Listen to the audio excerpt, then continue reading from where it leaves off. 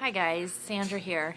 So I thought I'd come on and today it's the third anniversary from when my dad passed away.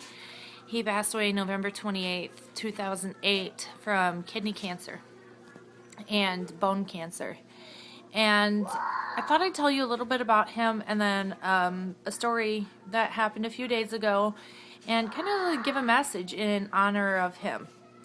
So, a little backstory. Much of my childhood, my dad was alcoholic, and there was problems there, obviously, with our family and things like that.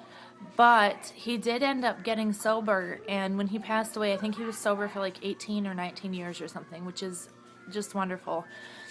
And I noticed when he quit drinking, his whole personality changed, his whole person, the way he lived changed.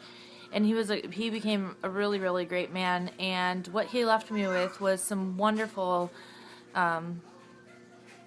wonderful memories of him being such a moral person and such a caring person and a non-judgmental person. And those are some of the values I want to leave my kids with. So, being that he was a recovering alcoholic and he tried to help people that way, I thought I would share a story. So the other night, I think it was like 2 nights ago or something, we were sleeping. It was about 3 o'clock in the morning, and I heard a really big crash outside my house. And I knew there was an accident just by the sound of it. So I got dressed and ran outside, and sure enough, there was a car, and it had driven through my neighbor's brick fence of their yard, and there was 2 kids in there, 2 teenagers in there, and they were drinking and driving, and totally ran a stop sign, and it was a dead end, and they ran straight through the fence. So, I called the police and everything, and they went to jail, and they were kind of dumb about it because they smashed out some of my neighbor's windows before they had gotten in the accident, and then when the police came there, the driver tried to run from the police, and just stupid stuff, that people do when they're drunk and not thinking correctly. Oh, no, go over there, sweetie. So anyway, and I can't... I can't say I haven't done stupid things. I definitely have, more than most, probably. But what I told this kid, because he came back to my house after he got out of jail to apologize for everything, even though it wasn't my house he ran into, he remembers me coming out there and kind of talking to him the morning that it happened. But when he came out of jail, he came to apologize to me, and I told him, I said, I'm not going to judge you or anything. Everybody makes mistakes. But like my dad always said, is whether you choose to learn from those mistakes or not is what judges your character. So,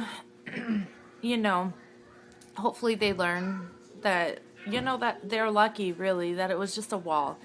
And they stole the car, and, the car got totaled, and it was a tough situation for them, and I'm sure they regret doing it.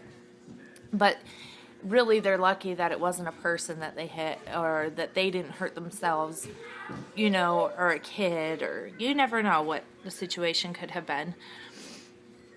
So hopefully they learned from it and everything, but like my dad always told me, is you need to learn to live one day at a time. And that's one of the biggest things. And it's not just with alcohol and things like that. I know he learned that in AA and everything. But I take that to every aspect of my life. Just take one day at a time and make today. Don't worry about what happened yesterday. Don't worry about what's going to happen tomorrow. You make the best of the situation today for what it's worth, because you never know when it's going to be your last day.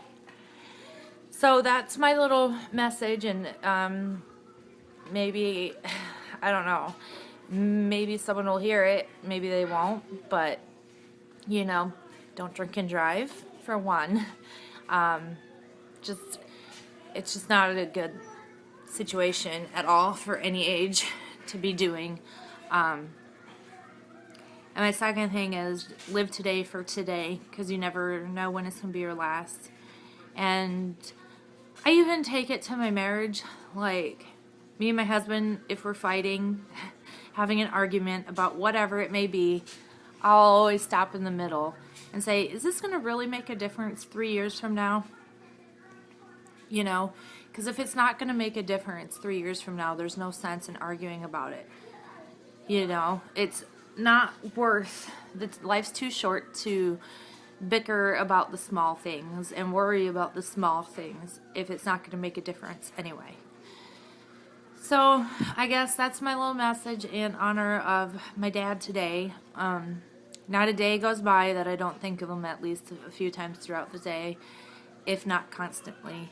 And I miss him greatly. I wish I could have him back for one day to say I love him and give him another hug and, you know.